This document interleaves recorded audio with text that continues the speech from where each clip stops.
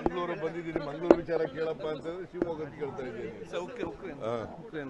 ಆಮೇಲೆ ಉಕ್ರೇನ್ ಇದೆಯಲ್ಲ, ಉಕ್ರೇನು ಇದು ಯುದ್ಧ ಆಗ್ತದೆ ಅಂತ ಬಹಳ ದಿನದಿಂದ ಗೊತ್ತಿತ್ತು ಅಲ್ವಾ, ಸುಮಾರು 15 ದಿನದಿಂದ ಗೊತ್ತಿತ್ತು.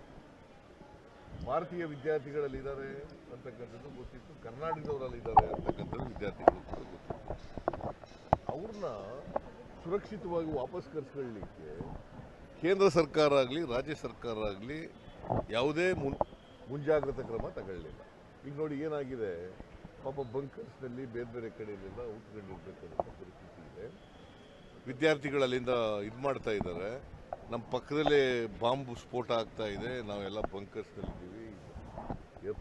ಏರ್ಪೋರ್ಟ್ಗಳು ಫ್ಲೈಟ್ಗಳನ್ನೆಲ್ಲ ನಿಲ್ಲಿಸ್ಬಿಟ್ಟಿದ್ದಾರೆ. ನಿಮ್ಮನ್ನು ಕರ್ಕೊಂಡು ಹೋಗ್ಬೇಕಾದ್ರೆ ಬಾರ್ಡರ್ಗೆ ಬರೀ ಇರ್ತಾರೆ. ದೇರ್ ಇಸ್ ನೋ ಟ್ರಾನ್ಸ್ಪೋರ್ಟೇಷನ್ ಪ್ರಶ್ನೆ ಇದಿಲ್ಲ, ಸಮಸ್ಯೆ ಆಗಿದೆ. ಪಾಪ ಊಟಕ್ಕೂ ತೊಂದರೆ ಆಗಿದೆ, ದುಡ್ಡು ಇಲ್ಲ ಅವರಿಗೆ, ಭಾಳ ಜನ ವಿದ್ಯಾರ್ಥಿಗಳಿಗೆ. ಅದಕ್ಕೆ ನಾನೇನು ಹೇಳ್ತೀನಿ, ಸರ್ಕಾರ ಈ ರೀತಿ ಮೈ ಮರಿಬಾರ್ದು. ಯಾವಾಗಲೂ ಇಂಥ ವಿಷಯಗಳಲ್ಲಿ ಭಾಳ ಪ್ರೊಆಕ್ಟಿವ್ ಆಗಿರಬೇಕು. ಅದಕ್ಕೆ ನಾನು ಒತ್ತಾಯ ಮಾಡ್ತೀನಿ ಬಸವರಾಜ ಬೊಮ್ಮಾಯಿ ಅವರಿಗೆ, ಅಲ್ಲಿ ವಿದೇಶಾಂಗ ಇಲಾಖೆ ಇವ್ರ ಜೊತೆಯಲ್ಲಿ ಕೇಂದ್ರ ಸರ್ಕಾರದ ಜೊತೆ, ಎಕ್ಸ್ಟರ್ನಲ್ ಅಫೇರ್ಸ್ ಮಿನಿಸ್ಟರ್ ಜೊತೆ, ಇಲಾಖೆಯವ್ರ ಜೊತೆ ಮಾತಾಡಿ ಅವರಿಗೆ ಫ್ಲೈಟ್ ಚಾರ್ಜ್ ಇಲ್ಲದವರೆ ಕೂಡಲೇ ಅವರಿಗೆ ಫ್ಲೈಟ್ ಚಾರ್ಜ್ ಕೊಟ್ಟು ಕರ್ಕೊಬರ್ಬೇಕು. Government of India and the duty of the Karnataka government. ಜವಾಬ್ದಾರಿ ಇವ್ರದಲ್ವಾ, ಇದು ಮಾಡಬೇಕಲ್ವಾ, ಇದು ಇಲ್ಲಿವರೆಗೆ ಮಾಡಿಲ್ಲ ಇವರು. ಸೊ ದಿಸ್ ಗೌರ್ಮೆಂಟ್ಗೆ ಜವಾಬ್ದಾರಿನೇ ಇಲ್ಲ ಇವರಿಗೆ.